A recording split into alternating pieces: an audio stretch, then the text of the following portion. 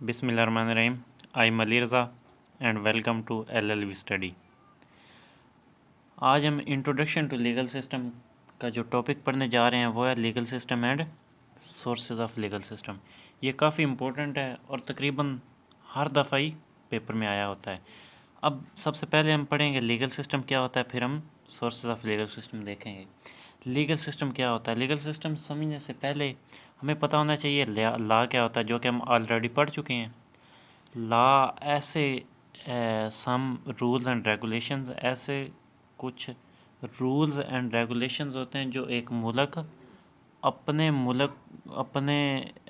इलाके को, मुल्क को, रियासत को चलाने के लिए बनाता है। वो तो हो गए कवानीन, लॉज हो गए। अब लीगल सिस्टम क्या होता है? ये लॉज इंटरप्रेट कैसे होते हैं, इन्फोर्स कैसे होते हैं, मतलब इन लॉज की तशरीह कैसे की जाती है, इनको लागू कैसे करवाया जाता है, या इनको कौन लागू करवाता है, ये सब जानने के लिए हम पढ़ते हैं लीगल सिस्टम। लीगल सिस्टम की हम डेफिनेशन देखें तो a legal system is a process और procedure for interpreting and enforcing the laws. Legal system एक ऐसा प्रोसेस या ऐसा प्रोसीजर है जिसमें लॉज की इंटरप्रिटेशन होती है और इन्फोर्समेंट होती है। मतलब लॉ की तशरीह की जाती है और लॉ को लागू करवाया जाता है। इस सारे सिस्टम को, इस सारे प्रोसीजर को, इस सारे प्रोसेस को, इस सारे अमल को, इस सारे तरीके को हम लीगल सिस्टम कहते हैं।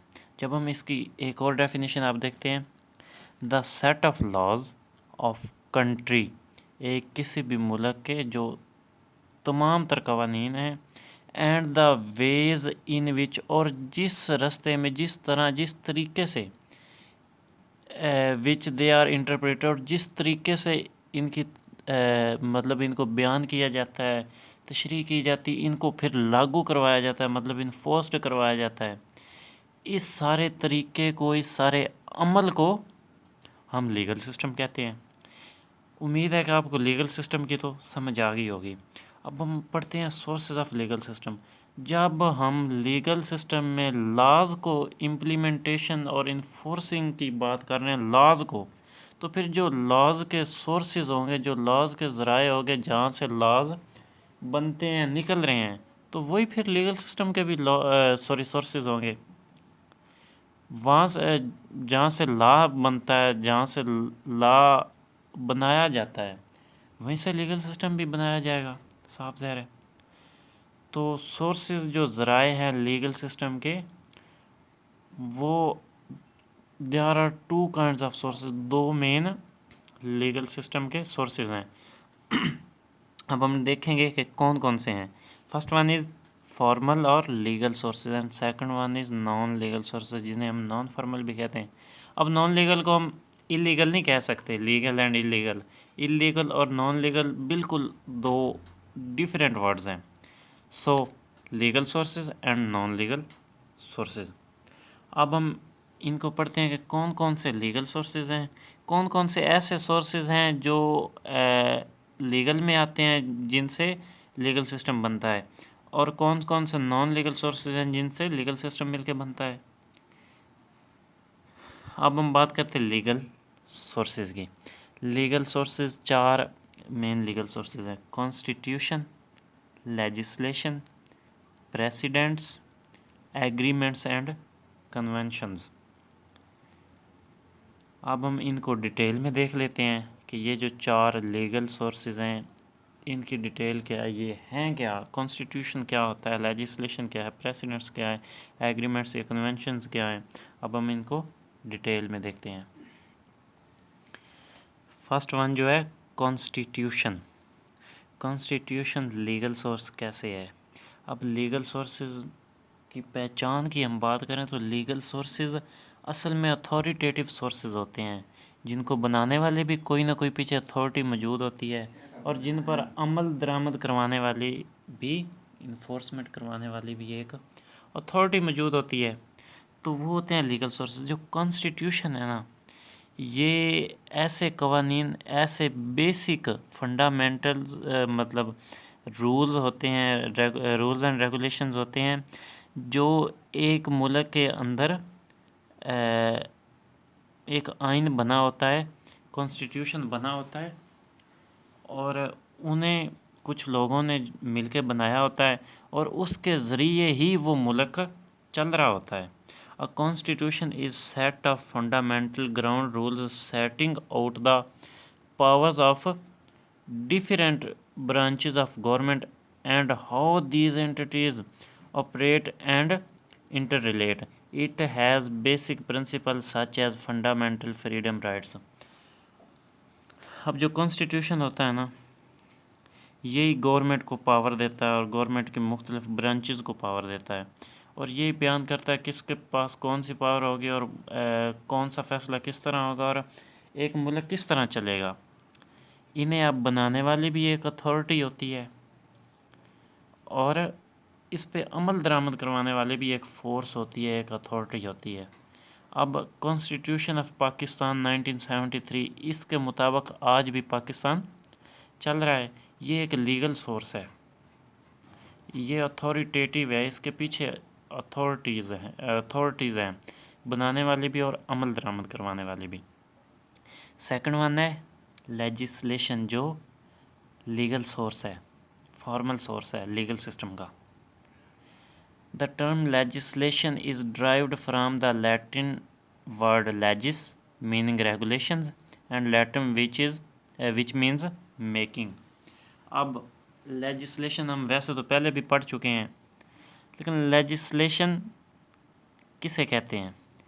जो भी पार्लियामेंट से कवानीन बनते हैं, जो भी लॉज, जो भी एक्ट्स, ये जो भी अमेंडमेंट्स होती हैं आइन के अंदर थ्रू पार्लियामेंट, हर मुल्क की कोई ना कोई पार्लियामेंट मौजूद होती है, उसके थ्रू जो अमेंडमेंट्स होती हैं, लॉज नए बनते हैं, एक्ट्स बनते हैं, उन्हें लेजिस्लेशन कहते हैं। अब देखें, ये पार्लियामेंट एक पीछे अथॉरिटी है और जो एग्जेक्टिव है वो उस पर अमल दरामद करवाती है। ये भी लेजिस्लेशन जो पार्लियामेंट के थ्रू कवानीन बने वो भी लीगल सोर्सेज हो गए।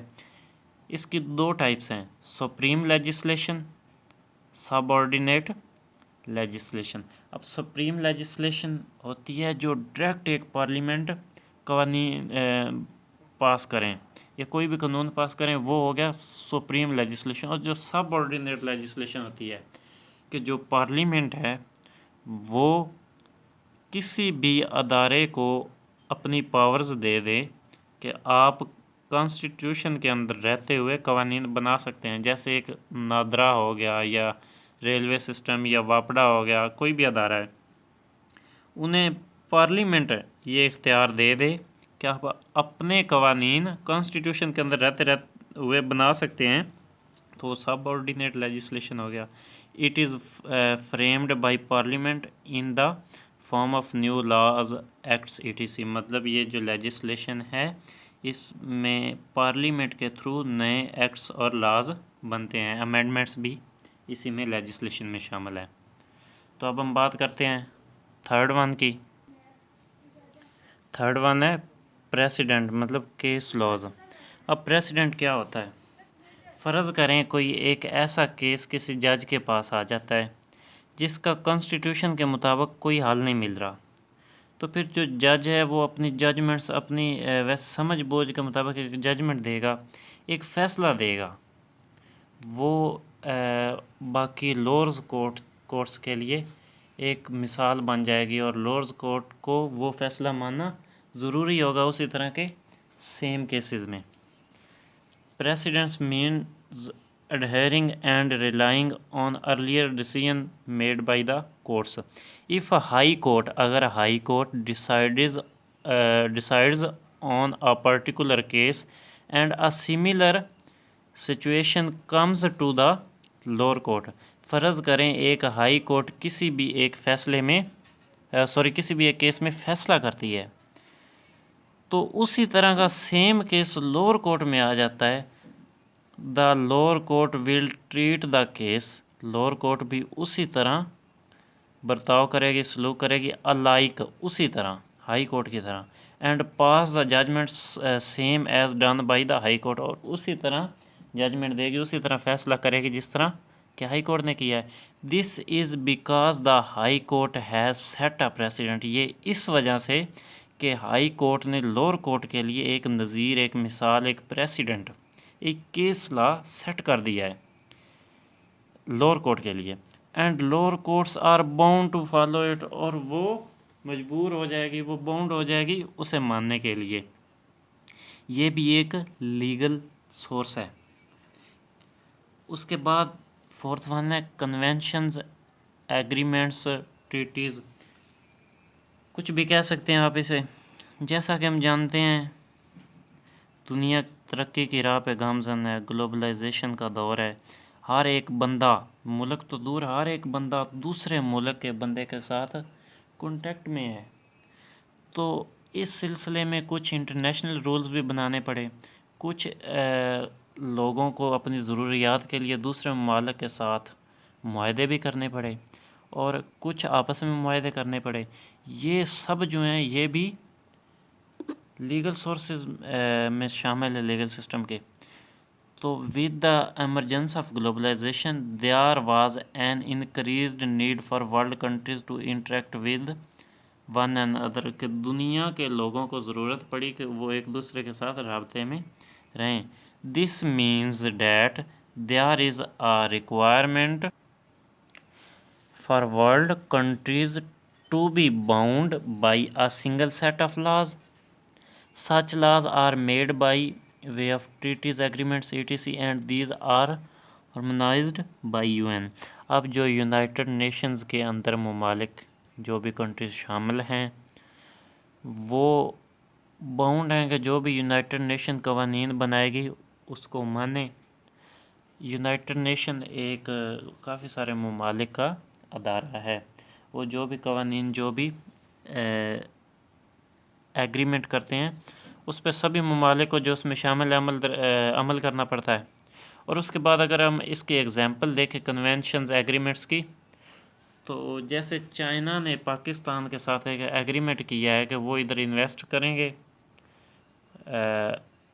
सी पैक के सिलसिले में। सी पैक भी इसकी एक एग्जांपल है, वो इधर इन्वेस्ट करेंगे, सड़कें बनाएंगे और भी काफ़ी सारे मंसूबे हैं उसमें। तो उसके बदले में पाकिस्तान उन्हें यहाँ पे ट्रेडिंग की, मतलब एक इलाके से दूसरे इलाके में चीज़ें ले जाने की, ले आने की परमिशन देगा। ये एक उनके साथ हमारा कॉन्ट्रैक्ट हुआ है, एग्रीमेंट हुआ है। ये भी इसकी एग्जांपल है, ये भी लीगल सोर्स है। उसके बाद अब हम नॉन लीगल सोर्सेज की बात करते हैं जिन्हें हम नॉन फॉर्मल भी कहते हैं। इसमें आते हैं कस्टम्स, रिलीजियन, जूरिस्ट राइटिंग्स। ये जो नॉन फॉर्मल या नॉन लीगल सोर्सेज हैं ना, इनके पीछे कोई बनाने वाली अथॉरिटी नहीं होती और ना ही डंडे के ज़ोर पर अमल दरामद करवाने वाली कोई अथॉरिटी होती है। इसमें जब हम कस्टम्स की बात करते हैं, the cultural idea that defines the regular pattern और behaviour which is considered a characteristic of the judgment of right and wrong as the idea of justice and public utilities। अब कस्टम्स को हम अगर आसान अल्फाज में समझें तो कस्टम्स हैं क्या? ऐसे रवायात, ऐसे रस्म व रवाज जो कई सालों से, हज़ारों सालों से चले आ रहे हों और उन पे लोग उनको सही समझ के अमल कर रहे हों, तो वो कस्टम्स कहलाते हैं। अब अगर वो एक प्रॉपर कानून की शक्ल में नहीं होते, लेकिन उन्हें कानूनी शक्ल दी जा सकती है। अब जो नॉन लीगल सोर्सेज हैं, इन्हें कानूनी शक्ल देने के लिए लीगल सोर्सेज की ज़रूरत पड़ती है। अब जैसे कस्टम्स हैं कि पाकिस्तान के कई शहरों में जुमे वाले दिन ताजर हज़रात छुट्टी करते हैं। अब ये कोई कानून नहीं है, एक कस्टम है और ये कई सालों से चला आ रहा है। हालांकि इसकी कोई सज़ा जज़ा नहीं है, लेकिन फिर भी जो जुमे वाले दिन अपनी दुकानें वगैरह जाके खोल लेता है उसे बड़ा अजीबो गरीब समझा जाता है। हालांकि कानून ने कहीं भी इस बात से मना नहीं किया। तो ये नॉन लीगल सोर्स है, इसके पीछे कोई अथॉरिटी नहीं है जो कानून बनाए और कानून पर अमल दरामद करवाए। अगर कस्टम को कानूनी शक्ल दी जाए लेजिस्लेशन के थ्रू, पार्लियामेंट के थ्रू, तो वो लेजिस्लेशन में आ जाएगा, वो तो फिर उसके ज़रिए जब आएगा तो वो लीगल सोर्स बन जाएगा। लेकिन ऐसे जो कस्टम्स हैं ये नॉन लीगल सोर्स हैं। अब हम सेकंड वन देखते हैं, रिलीजियन। अब रिलीजियन का तो हम सब जानते हैं कि मज़हब को कहते हैं। रिलीजियस लाज, जो रिलीजियस लॉ होते हैं, come from the sacred texts, के जो पाक किताबें, इल्हामी किताबें हैं, मुक़द्दस किताबें हैं, उनसे ये कवानीन बनते हैं। इल्हामी जो मुक़द्दस किताबें हैं उनसे ये तमाम कवानीन लिए गए होते हैं। They cover most parts of personal and contract law. अच्छा, इसके अंदर अगर हम बात करें तो ये एक जो मज़हब की एक किताब होती है उसे उसी मज़हब के लोग ज़्यादातर मानते हैं। तो ये भी ओवरऑल सब के लिए कवानीन नहीं होते, लेकिन ये नॉन लीगल सोर्सेज हैं। इन पे अमल दरामद करवाने वाली जो रिलीजियस लॉज हैं ना, इन पे अमल दरामद करवाने वाली पीछे कोई अथॉरिटी नहीं होती जो डंडे के ज़ोर पे करवाए। मिसाल के तौर पर हम देख लेते हैं इस्लामिक लॉज जो हैं, शरिया है, ये जो यहूदियों के एक इलाका है, और उसके अलावा कैनन्स लॉ हैं। इस तरह के जो भी मज़हबी कवानीन हैं, जैसे आप मुसलमान को कहा गया कि आप नमाज़ पढ़ो, अगर वो नहीं भी पढ़ता तो एक किसी को ज़बरदस्ती पकड़ के मस्जिद में नहीं लेके जाते लोग। तो ये हैं रिलीजियस लॉज, ये भी नॉन लीगल सोर्स में शामिल है। और जो third one non legal source है ना लीगल सिस्टम का, वो है जूरिस्ट राइटिंग्स। अब ये क्या है, जो माहिर कानून या कुछ पुराने लोग जो फ़ैसले किया करते थे, उन्होंने अपने किताबों के अंदर अपने ओपिनियंस दिए हुए हैं कि कोई भी मसला है किसी किस्म का भी, उसको कैसे हल किया जा सकता है। तो उनसे जो हम हेल्प लेते हैं, हालांकि ये ना तो किसी अथॉरिटी ने बनाए हैं और ना ही इन पर अमल दरामद कोई अथॉरिटी करवाने वाली है, ये अथॉरिटेटिव नहीं है, नॉन लीगल है। तो उनसे जो हम मदद लेते हैं, हालांकि है तो वो भी सोर्स ही, उसके ज़रिए हम किसी मसले को हल कर रहे हैं, हम अपना लीगल सिस्टम सही कर रहे हैं, लीगल सिस्टम चला रहे हैं, एक सिस्टम को चला रहे हैं थ्रू लीगल मैनर। तो हेल्प तो हम उससे भी ले रहे हैं, वो भी एक सोर्स है, लेकिन ये कोई अथॉरिटेटिव नहीं, नॉन लीगल सोर्स है। इससे हम मदद लेते हैं कि मुख्तलिफ़ पुराने वक्तों के जो जजेस थे या कोई पंचायत में पंच थे या कोई भी लोग थे जिन्होंने अपनी किताबों में मसाइल के हल लिखे हुए, फ़ैसले लिखे हुए हैं, उनसे जो हम हेल्प लेते हैं वो जूरिस्ट राइटिंग होते हैं। अब हम एक बार इसे पढ़ लेते हैं। And other source of law is professional opinions and jurist writings.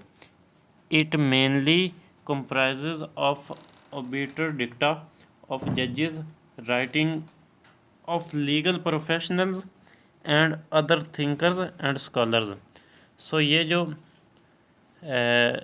उनकी बुक्स से हम लीगल स्कॉलर्स और थिंकर्स जो प्रोफेशनल होते हैं उनकी बुक्स वगैरह से हम लेते हैं, या उनसे हेल्प लेते हैं, माहिर कानून जो भी बंदा होता है उससे। तो वो जूरिस्ट राइटिंग में होते हैं, नॉन लीगल सोर्सेज। उम्मीद करता हूँ कि आपको समझ आई होगी। नेक्स्ट लेक्चर तक अल्लाह हाफिज़।